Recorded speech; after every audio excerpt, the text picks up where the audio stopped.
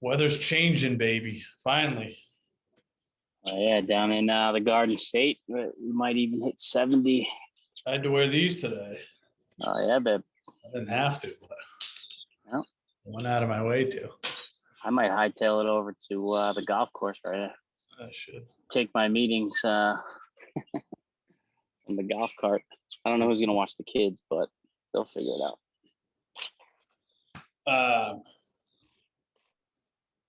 Okay. Should we get rolling here? I think so. We're live. I forgot to tell you that part. Everybody knows you're golfing later. No, I knew we were live. Okay. I think everyone could appreciate it. I know there's folks that second, just like me, the second you get above like 50 degrees, it's the first thing you think of. Right. So let's see. As always, everybody, welcome. Put any questions in the Q&A for us, please, so we can make sure those are transcribed. Get them out to you, and keep the questions coming. Any updates? Again, we're still, just like we said 2 weeks ago, we're probably one more session out to really that we get the onslaught of the awards and acceptances before our kind of May 1st cutoff, so to speak, which is different this year, which we'll talk about today. What's different, and we expect that to benefit us as the consumers. Finally, any breaks we can get, we want to take advantage of. So we'll talk about that in terms of what's different this year specifically. It's getting to be that time of year where that discussion becomes relevant. But anything you want to talk on, Bill, the new membership platform or otherwise?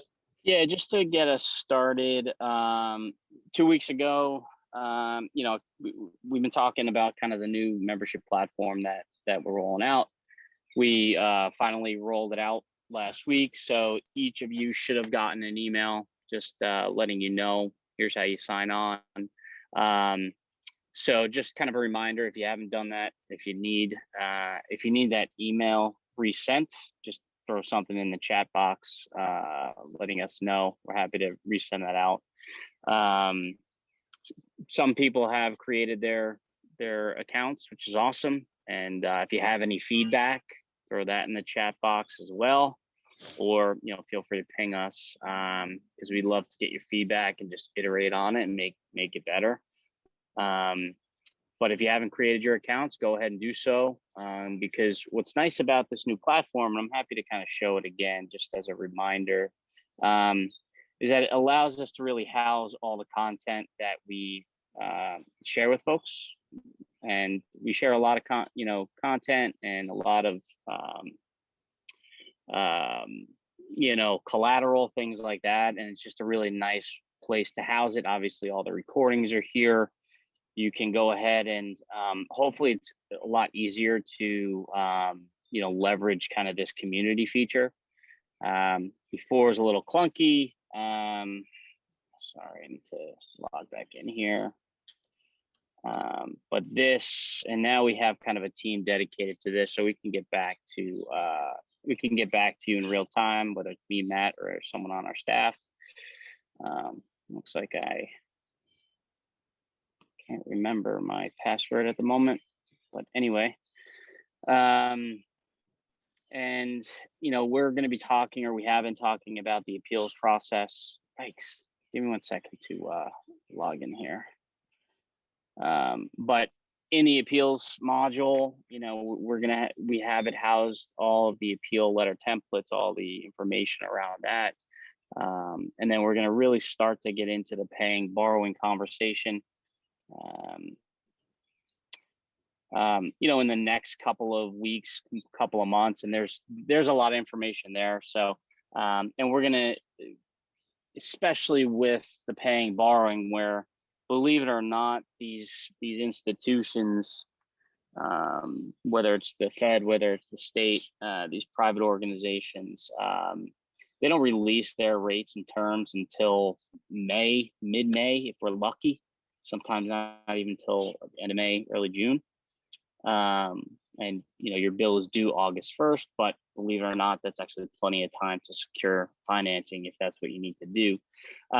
So once we have that, we're going to be, constantly refreshing the information. And we're going to park that all within the the module that is specific to the paying and the borrowing. So that way you don't have to kind of sift through email and things like that, which we're going to email to you anyway. But it's just a more organized way to kind of manage this process, because there's a lot to it. And there's kind of as we put it, kind of the 4 phases to all of it. So hopefully you'll find that it's easier to manage and a bit more organized. So just bear with me a moment. Yeah, to Bill's point, would love any and all feedback. Don't hold any punches. In some ways, none of the content changes, and like we've been expressing, we feel confident this is an enhancement from the experience so far, but that doesn't mean you have to tell us what we want to hear or anything like that. We'd love to hear. Thank you. We want to hear, probably even more so, what's not working for you within there. We spent an awful lot of time on it, but it's not perfect. Of course, it's not perfect. It's going to take us, there'll be years of iterating, I'm sure. But I think the most powerful feedback will come from fresh set of eyes. Every time we have somebody new looking at it, it becomes very clear that we've been too close for too long. So, again, any feedback, nitpicky, whatever, would be great and very much appreciated. Yep. So Matt, you can kind of move on while I. Okay. So just let me know when you get yourself set up here. So the big difference this year from years past is that from every year previously, May 1st is kind of, I wouldn't even say the one universal date in this whole process, in that housing deposits are due, which is essentially you giving a commitment to a college that's saying, hey, they're generally between $300 and $800. Let's call it 500 on average. Here's $500. That's securing our spot in the class of 2021, and we're going to your college. Okay, that's how you're telling them formally that you're going to be attending their school. Now, there are some colleges that require that if you apply early decision earlier than May 1st, but really that was a pretty firm cutoff. In previous years. Now, there were still families that, for example, did not have a firm decision by May 1st. Maybe they were still during an appeal process, they were still waiting for a result, or they had gone back for round 2 because they were told no the first time. So they put in more than one deposit, to buy themselves some more time, knowing that, they're very likely going to lose the deposit at whatever school they don't attend. But again, in such a big decision like this, sometimes that extra time was worth that $500, for example. So what's much different this year is the other big caveat there was that colleges were not allowed to market to students and families and parents after that May 1st date.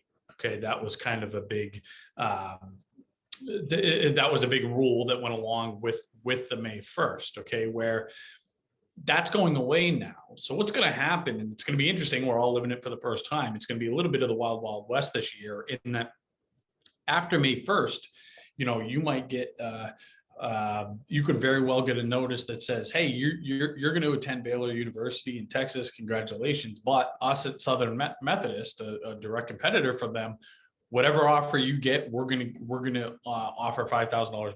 Whatever offer you got from them, we're going to do better.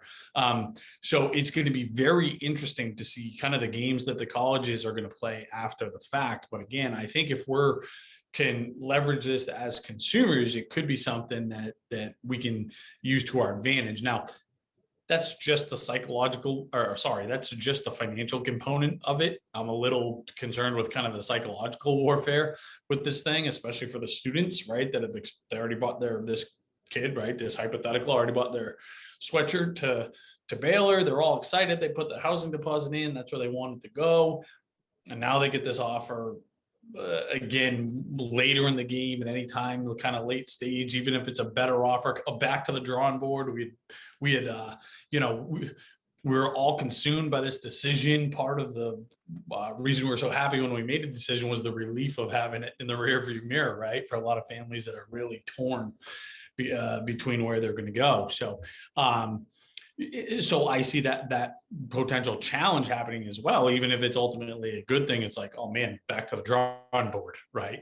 For some families. So that part is not ideal, in my opinion. But again, as consumers, this is actually a good thing for us, creating potentially more leverage for us. And even if, what I'm excited to see, if let's say that family that's going to Baylor, they don't care about that additional offer from Southern Methodist, but they can certainly use it potentially to go and maybe even get more from Baylor.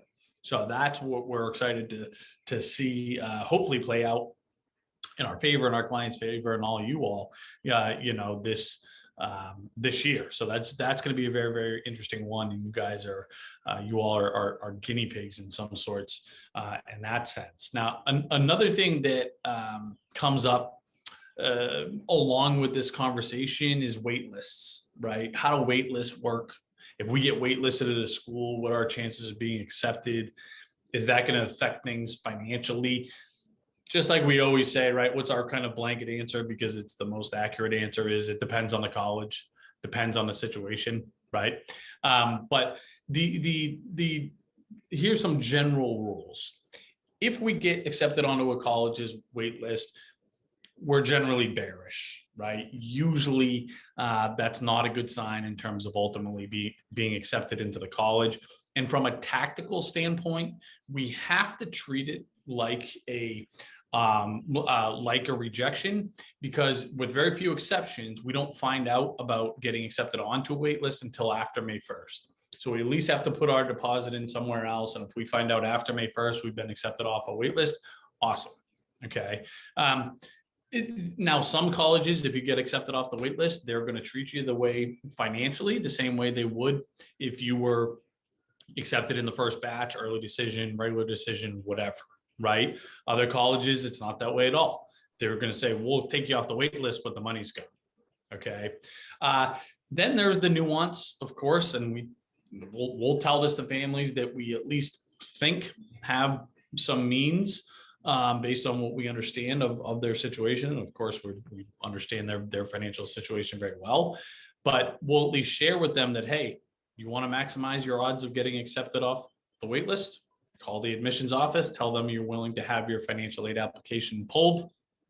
You're going to increase your odds. And that's where we see most commonly families get accepted off of the wait list. So it's kind of the nasty business part of this process, but that is the reality. And that is kind of overall the nature of the wait list and kind of how it works. But again, you're very nuanced and a big variation from one school to the next. Okay. And I am talking about, so what anonymous question here, going back to what happens after May 1st here is that, are we talking about colleges that your student has applied to, or other schools that might come out of the blue? There could be schools that could come out of the blue, and we expect very likely will come out of the blue after May 1st. Colleges that at that point, again, your students may have not even applied to, and they're going to say, we'll waive the application fee, we'll give an automatic scholarship.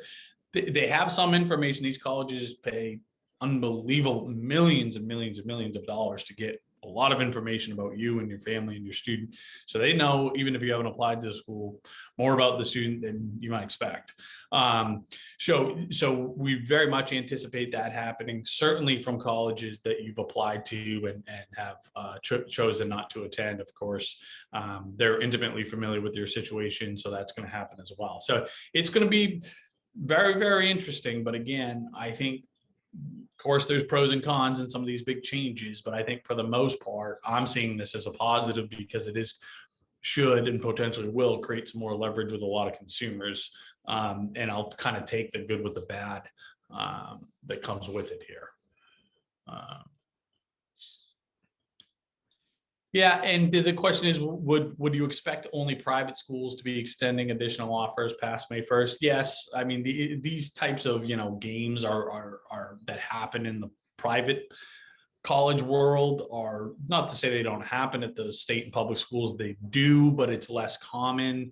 The only where I expect there to be a kind of a dissension from that kind of commonplace happening, I guess, is the state schools that don't feel like their numbers are up, right? So I don't think it's going to be a problem with the state flagship universities. Really, at all schools for the most part do very, very well. No worries. They're like as comfortable as the Ivies type of deal. But these other state schools that are struggling, not as popular as the flagship universities, I'm not going to be surprised at all if they get involved with this whole part of the process. So again, it's a first for everybody. So, I mean, and the question is, how do schools you have not applied to know about your child? And I kind of mentioned this in passing, is because these colleges, again, a ton of their multiple millions of marketing dollars are buying lists and information about you all and your students and your family situation. So it starts as early as when you do your PSATs, things like this. That's when they start to become on the radar. But again, these colleges, as you've experienced, are intense marketers and very well funded. That's where a ton of their budget goes to. So just like any big major corporation that knows more about us than we probably all like them to because of all the data and things like this that they purchase, colleges are very much in that game. Absolutely. Okay. Okay. A question about pulling the financial aid application. If calling public school and we only really qualify for federal aid, does that strategy of calling financial aid office on wait list work for state public schools? For the most part, no. Right? If you're not getting anything anyways, it's probably not going to matter. And again, the flagship state universities, do less of participating in those games. And if you're only getting federal aid, that's really not their money. So it's less likely to have an advantage one way or the other. Again, I'd reach out and ping your admissions counselor. Better yet, have the student ping their admissions counselor directly to ask what they can do to improve their position. They can ask that question directly at the state school. Would it improve my chances if I pulled my financial aid application? But it is different at the state schools that, again, are much more cut and dry. Yeah. So the question is how do we know if a school is solid or financially sound? Like, for example, the student got a scholarship from Becker, and now Becker, which is a small private college in Massachusetts, now Becker is financially under. How do we know about the financial health of a university? There's a site that's really dedicated to that, and I have. Well, Matt, let me jump in. Let me jump in there because you can leverage your College Aid Pro account to make it somewhat easy. And I have the membership stuff teed up as well. So, but when you log into your College Aid Pro account, one of the features is when you go to the school pop out on the financial aid side, the Forbes health grade. Okay. And this might get you out of the gate. I think Matt can expand on some other resources maybe that you could go deeper, but if you click on this question mark, kind of what does that mean? So without kind of just reading this word by word, it's sort of an analysis that Forbes does on balance sheet strength and operational soundness. So Stonehill College is our alma mater, Matt and I. They got a health grade of C+, but I can tell you with a lot of confidence, Stonehill's not going anywhere. They're just expanding. But you could kind of leverage this for as a quick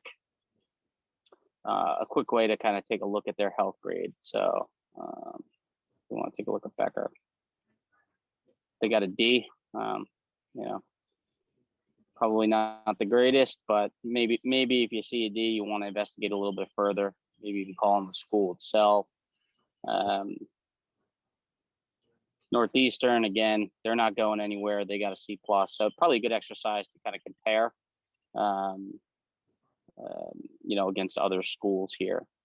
Elon's got a B, so but Northeastern, again, they're not going anywhere. They're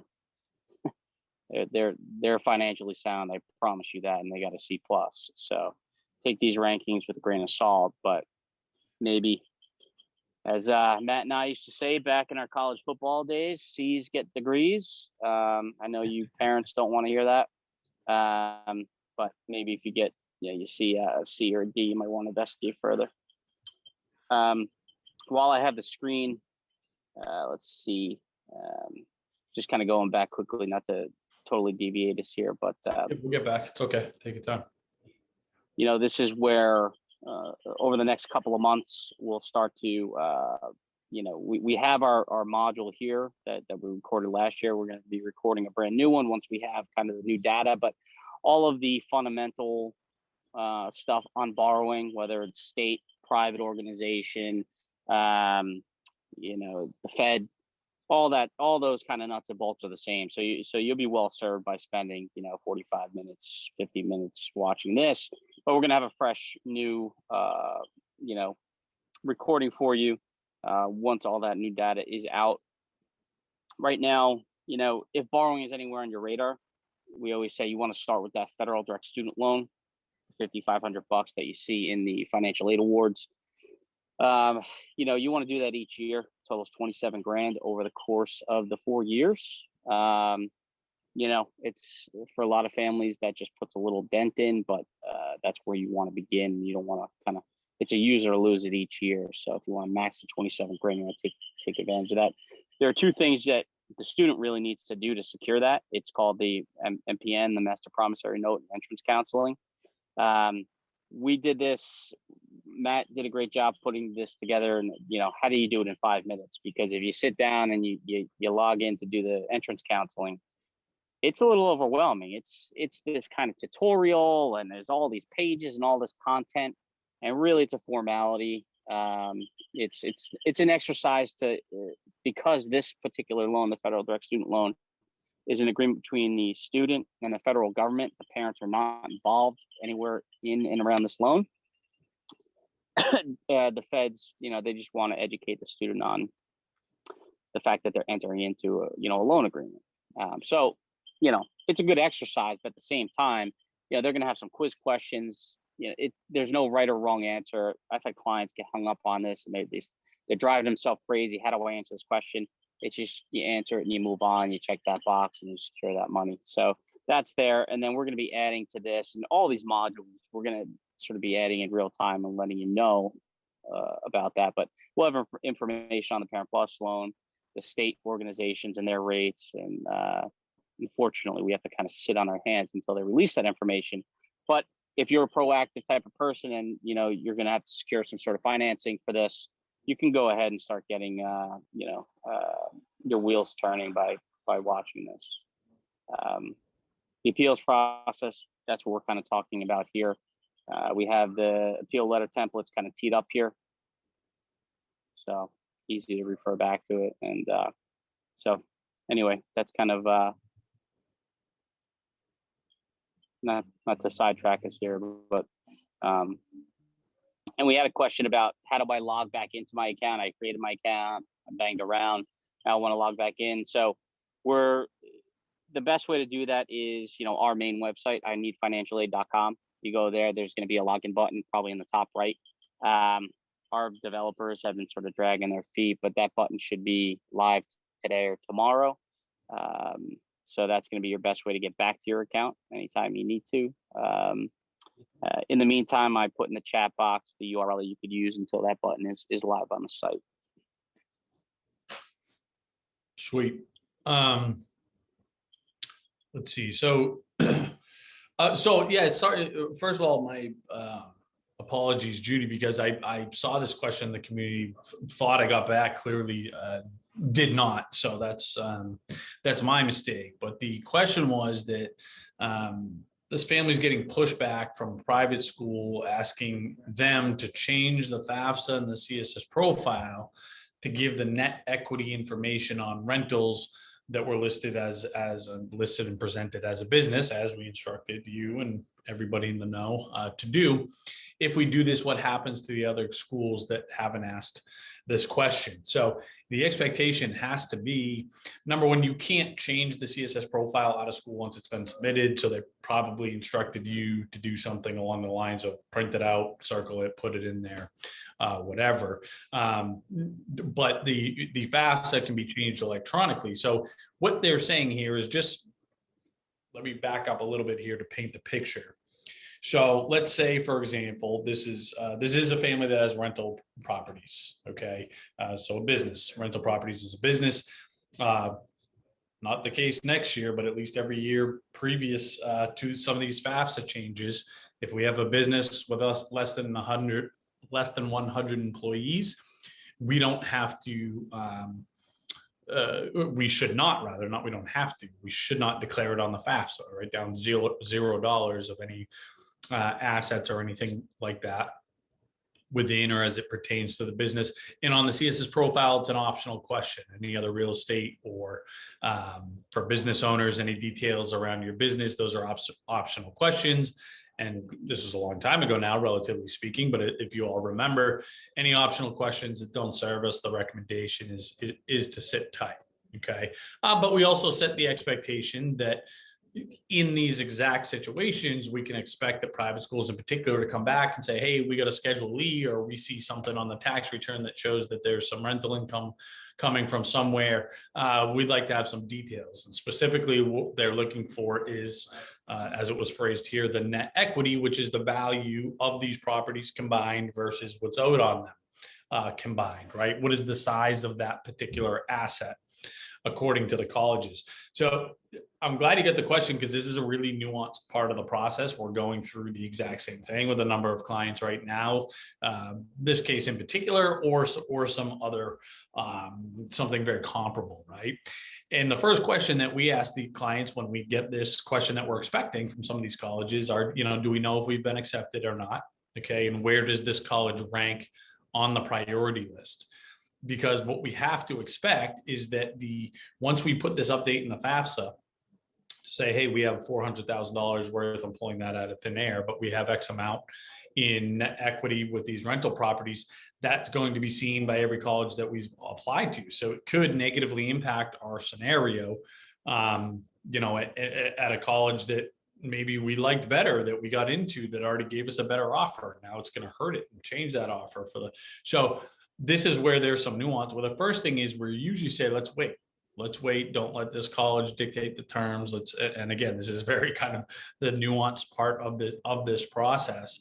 And you're going to get leaned on a little bit from the school. But that's what we would ask you. Now, listen, if you got in and it's a top choice, we have to abide by what they're requesting. And if we withhold this information, they're not going to give us financial aid. So then we have to make the best of what we have, which is to try to do everything we can to show as little equity as possible, the market values, whether there's equity line of credits, all the things that we talked about when we talked about, filling out these financial aid applications to begin with at the beginning of the process. But hopefully that provides some clarity there. And if you want to provide any more details in terms of where the school ranks and things like that, happy to kind of continue that discussion. But that's kind of the how we handle that, at least initially at this phase, and if it's a school that's not a top choice, we don't really care about, don't worry about it, ignore it. We're just focused on the colleges that are, the legitimate contenders here. Okay, so in terms of taking federal student loans, right, which is $5,500 freshman year that we're entitled to, $6,500 sophomore year, $7,500 junior and senior year. And how about if we, just take those out as a strategy to build credit? We take out the loan, we pay it back the next day, and hopefully the student, and they will establish credit that way.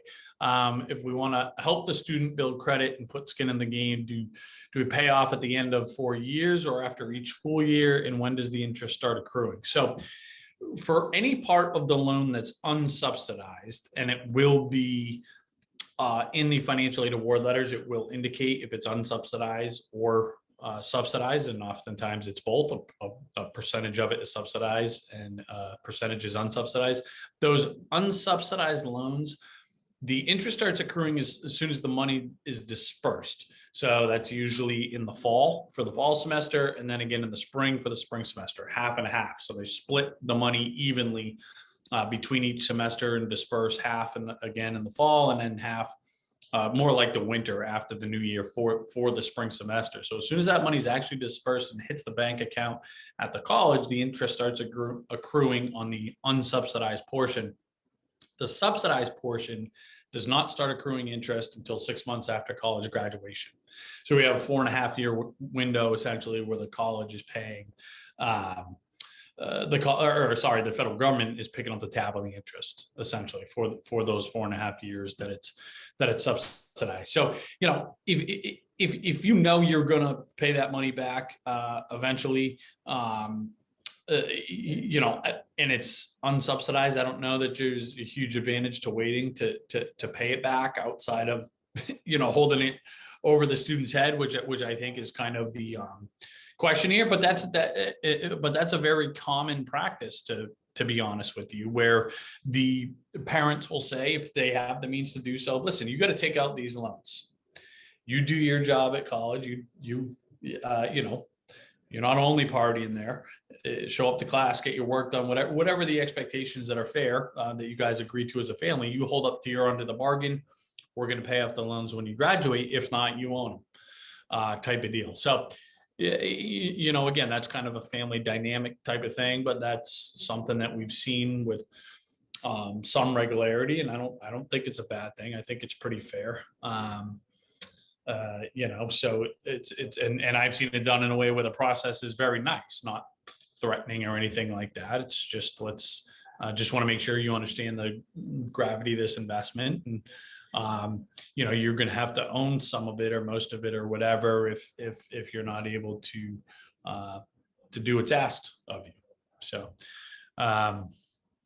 so I think it's a good question. I think it's a really fair conversation. And again, we've seen it done in ways in which the process is very nice and not threatening, and you know, you better do this or else type of deal. So okay.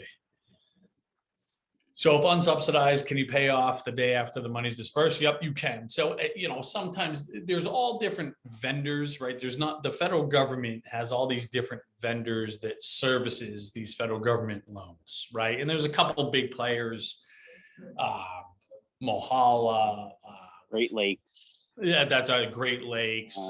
You know, Sally Mae. I don't think Sally Mae services them anymore. So there's a couple. There's probably a half dozen big, you know, service providers that actually, you know, the money helps the money exchange hands between the federal government and the college, and then helps the student and the family set up their online accounts to monitor it, sends them their statements, et cetera, right?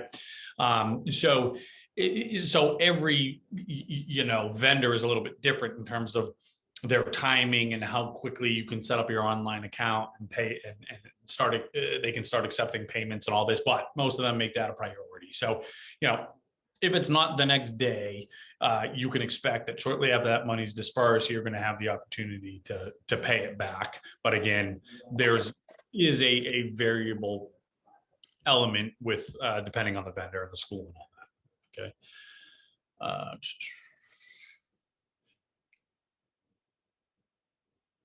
Okay, so just it looks like some commentary here, you know, that or specifically around the family that has rental properties and are finding that the information on Realtor.com and Redfin and Zillow, Trulia is all inaccurate.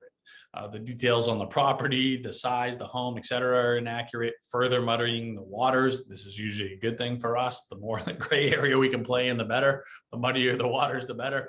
I tried to get a call to set up and discuss, and just email the words that were posted in the community. It will move to the bottom of my list if she's accepted. Okay, so it sounds like just having a not nice process with this college. I mean, listen, some of you have already experienced, sounds like you're getting this already. Some of these business offices at these colleges, financial aid offices, are nasty. They put by design, I don't know these people, of course, but people that are cold, very, to put it pretty much nicely, very cold, very black and white, very business like, zero empathy for the process that you're going through as a parent and a student, et cetera, and just kind of cutthroat type of personalities. And very nice schools too. Like, I always pick on Holy Cross, obviously amazing college, incredible professors. Kids are going to have a great experience, graduate with great jobs and all that. They have nasty business office, and we've seen Yeah, my wife went to Columbia, and the experience with the financial aid office was an absolute nightmare. But that's not all. Like, there are some that they're very pleasant. You just got to be prepared that some are not. They don't want to be businesses, but they strictly function like a hardcore corporation. I would say, more in the majority is the other side, where you could probably get, that human element that should be part of this, but you do have to be prepared that some financial aid offices function that way. And I remember having this conversation with my wife, and saying, don't let the financial aid office, kind of ruin all the other great things that the school kind of provides. Sometimes it's really hard to. It's hard not to, and that might be your first experience, and that's your touch point. That's who you're talking to. They're representing the institution, and that is your experience. So I can appreciate how it's next to impossible to separate the two. But again, it's to Bill's point, that doesn't. Usually there's not a carryover into the institution necessarily, right? You could be dealing with a nasty office or a nasty individual, but that, and then go have this, amazing experience at the school outside of the business element. This is like you've heard us say a bazillion times, this is a business transaction. And sometimes you get kind of a rude awakening and reminded that, but the firm recommendation here is, since you haven't been accepted yet, sit tight. Don't do anything. That would be the recommendation. Would just kind of see how it plays out. And it's not a nice feeling. I understand the anxiety that comes with that. I totally do. But strategically, that's absolutely your move. And I would imagine that if you weren't being coached by us, you would have just answered those questions right off the bat, like 99% of people do that don't have the,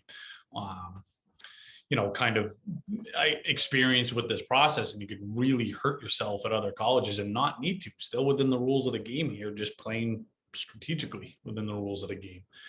And again, to Bill's point, I picked on Holy Cross there, Bill picked on Columbia, but there's schools like Skidmore, it comes to mind, Sarah Lawrence, that's just like, those are just tend to be by nature just very nice, kind of kind schools as an aura overall, and that is reflected in the business component of it as well. So that's, again, just kind of illustrating not every office is like that, and every individual, of course.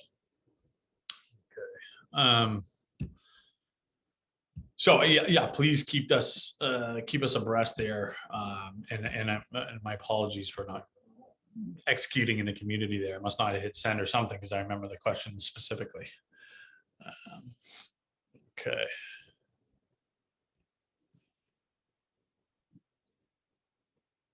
We had some questions about, some folks created their member access accounts, and how do you relog in? So I put the URL in the chat, but actually our programmer just pinged me, and you can just go to our main website. There's a member access button, and that's gonna be your best way in. That's actually just got pushed live this morning, and I didn't realize it. So just a heads up there. And while we wait for other questions, I do want to just kind of speak to the forum component. I encourage everyone to really lean into the community forum where you could kind of ask your questions. And between myself, Matt, and actually we hired a few other folks to moderate the forum, and that way we can get back to folks hopefully in real time, but as soon as possible. So that way, anything that is on your mind and you don't want to wait to the next round table, that's where you can really kind of leverage our brains. And so between Matt, myself, and some dedicated, financial aid specialists that we retained, I think that community forum can certainly be a huge asset, specifically even around this real estate. It'd be a nice discussion to have in that community. And then I'm sure it's going to be an ongoing back and forth. So we want to make sure we're providing support kind of along the way, just in case you don't want to wait another 2 weeks for the office hours.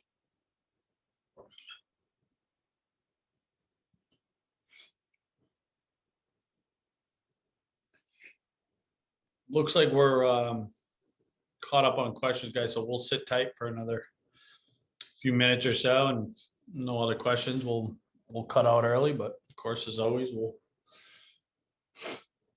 stay till 1 if we get additional chatter here.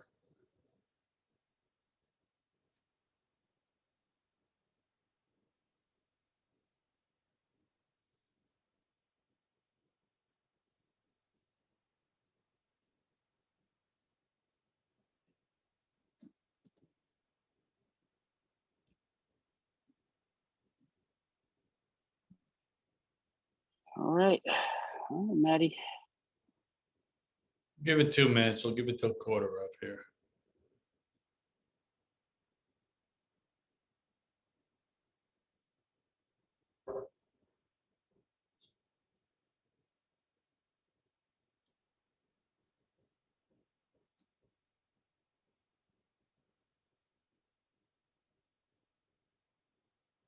Yeah, and just some comments on some schools, in this case, Cal Baptist and Cal Lutheran in California being especially generous. That's if we had to pick one side of the ledger or the other, colleges in general been more generous this year than last. That's, of course, not all of you have experienced that, but and that's a general rule of thumb. But colleges are more concerned in filling their beds than they are, increasing margins per student here. Now, May 1st, so I know you were late, Susie, but May 1st is still the date to respond to schools. I'm just saying this year some colleges may get back after that date with additional offers, but May 1st is still the date across the board, unless some colleges, again, tell you they want an answer if you've applied early before that. But still the date.